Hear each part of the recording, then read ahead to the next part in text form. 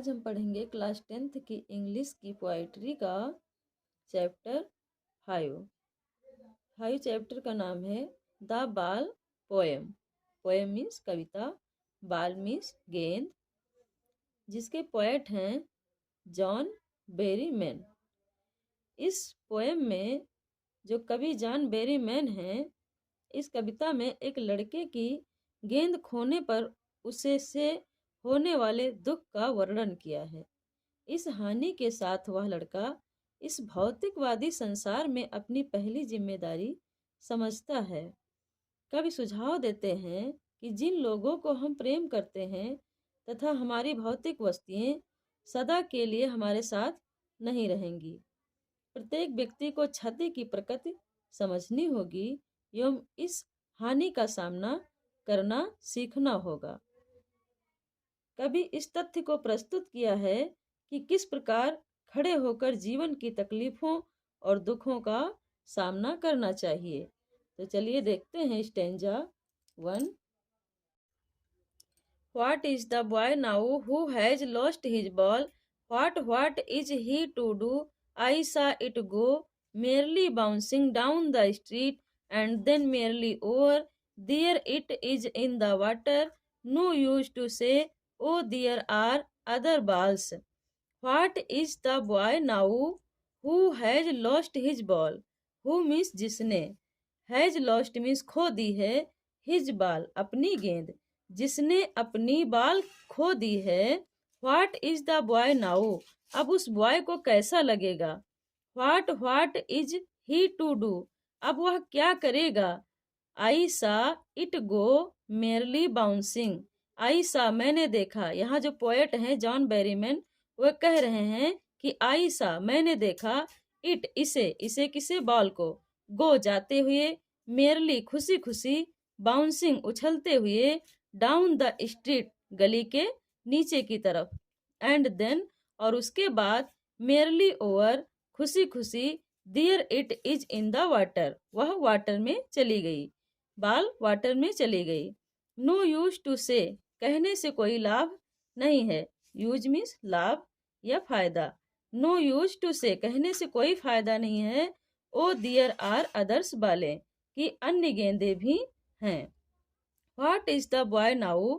अब उस बॉय को कैसा लगेगा। Who has lost his ball जिसने अपनी गेंद खो दी है। What is he to do? अब वह क्या करेगा क्योंकि उसकी बाल खो गई है। आई सा इट गो मेरली बाउंसिंग मैंने इसे मेरली खुशी खुशी उछलते हुए जाते देखा है। डाउन द स्ट्रीट गली के नीचे, एंड देन फिर उसके बाद, मेरली ओवर खुशी खुशी, there it in is in the water फिर वह गेंद वाटर में चली गई, पानी में चली गई। नो यूज टू से कहने से कोई लाभ नहीं है।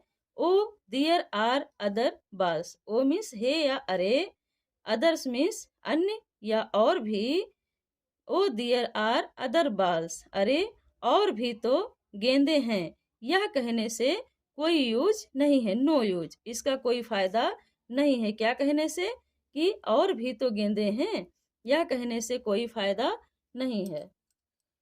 An ultimate shaking grief fixes the boy as he stands rigid, trembling, staring down all his young days into the harbor where his ball bent.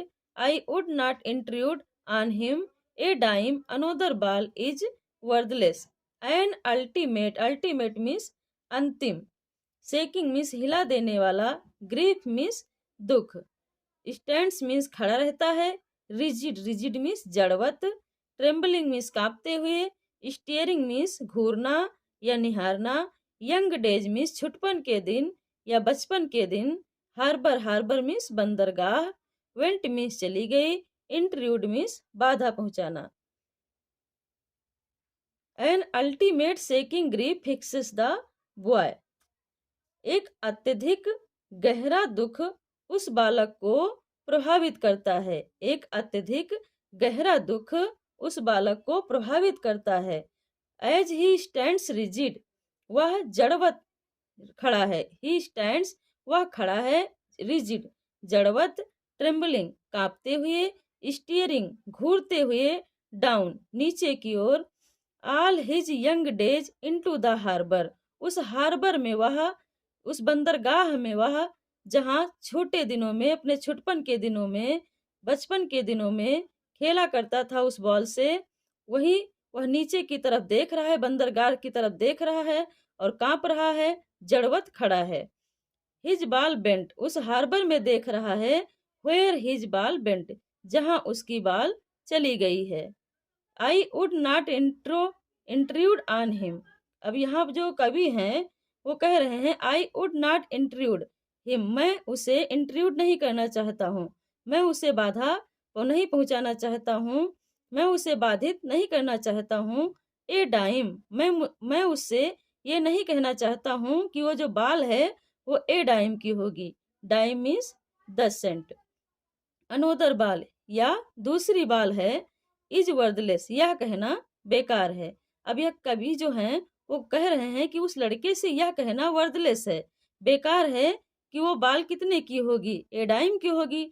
या अनोदर बाल, उस बाल को छोड़ो दूसरी बाल मिल जाएगी, बट वो लड़का उस बाल को नहीं छोड़ना चाहता है, क्योंकि उस बाल से उसकी जो पुरानी यादें थे वो भी जुड़ी थी, उसकी पुरानी स्मृतियां जो थी उस बाल के साथ पानी में ही चली गई थी, इसलिए वह बालक दुखी था, जड़वत खड़ा था, कांप रहा था और उसी बंदरगाह में, हार्बर में स्टीयरिंग कर रहा था, घूर रहा था जहां उसकी बाल चली गई थी। अगला स्टेंजा देखते हैं। Now he senses first responsibility in a world of possessions. People will take balls, balls will be lost always, little boy, and no one buys a ball back. Money is external. Senses, senses means समझना या बोध करना। Responsibility, responsibility means जिम्मेदारी। Possessions, possessions means स्वयं के स्वामित्व की कोई चीज जिस पर अपना स्वामित्व हो, अपना अधिकार हो। एक्सटर्नल, एक्सटर्नल मीन्स बाहरी। नाउ अब पोएट क्या कह रहा है, he senses first responsibility in a world of possession. World of possession means भौतिक संसार में। नाउ अब वह भौतिक संसार में अपनी फर्स्ट रिस्पॉन्सिबिलिटी सेंसस कर रहा है, समझ रहा है या बोध करता है। अब वह वर्ल्ड ऑफ पोजेशन भौतिक संसार में फर्स्ट रिस्पॉन्सिबिलिटी अपनी प्रथम रिस्पॉन्सिबिलिटी, अपना प्रथम उत्तरदायित्व का बोध करता है, समझता है। बाल्स, पीपल विल टेक बाल्स, लोग टेक, टेक मीन्स लेंगे, बाल्स मीन्स गेंदे, लोग गेंदे खरीदते रहेंगे, लेते रहेंगे। Balls will be lost always, little boy, और जो छोटे छोटे लिटिल बॉय हैं वो गेंदों को लॉस्ट करते रहेंगे हमेशा, ऑलवेज मीन्स सदैव। पीपल विल टेक बाल्स, लोग हमेशा गेंदे खरीदते रहेंगे, लेते रहेंगे। Balls will be lost always, little boy, और छोटे छोटे बच्चे हमेशा उन्हें लॉस्ट करते रहेंगे, खोते रहेंगे। एंड नो वन बाइज ए बाल बैग, नो वन कोई नहीं, बाइज मीन्स खरीद सकता है, ए बाल बैग एक बाल को, बैक, बैक मीन्स वापस, खरीदी हुई बाल कोई वापस नहीं खरीद सकता। जो बाल एक बार खो जाती है उसे वह दोबारा कोई नहीं खरीद सकता। मनी इज एक्सटर्नल, मनी क्या है, एक बाह्य है, बाहरी चीज है। Now he senses first responsibility in a world of possession, भौतिक संसार में, वर्ल्ड ऑफ पोजेशन मीन्स भौतिक संसार में फर्स्ट रिस्पॉन्सिबिलिटी प्रथम उत्तरदायित्व का वह बोध करता है। ही लड़का वह जो है वो बोध करता है, सेंसेस बोध करता है। He will take balls, people will take balls, लोग बाल्स को खरीदते रहेंगे, लेते रहेंगे। Balls will be lost always, और गेंदें जो हैं सदैव खोती रहेंगी, लिटिल बॉय छोटे लड़कों से। एंड नो वन बाई ए बाल बैक, कोई भी खोई हुई गेंद को दोबारा नहीं खरीद सकता है। मनी इज एक्सटर्नल, ये जो धन है वो बाहरी चीज है, बाह्य है। He is learning well behind his desperate eyes, this epistemology of loss, how to stand up Knowing what every man must one day know, and most know many days how do stand up. Stand up means सहन करना. He is learning, वह सीख रहा है. Behind, पीछे. His desperate eyes, अपनी हताश आंखों के पीछे वह सीख रहा है. क्या सीख रहा है? दिस एपिस्टोमोलॉजी ऑफ लॉस, खोने के अर्थ को वह समझ रहा है, सीख रहा है. हाउ टू स्टैंड अप, जब कोई चीज खो जाए तो उस खोने से जो नुकसान होता है उसको कैसे सहन किया जाए. Knowing what every man must one day know, यह जानते हुए, नोइंग मीन्स जानते हुए कि हर इंसान को, यूरी मैन हर इंसान को यह जानना है. नो मीन्स जानना है.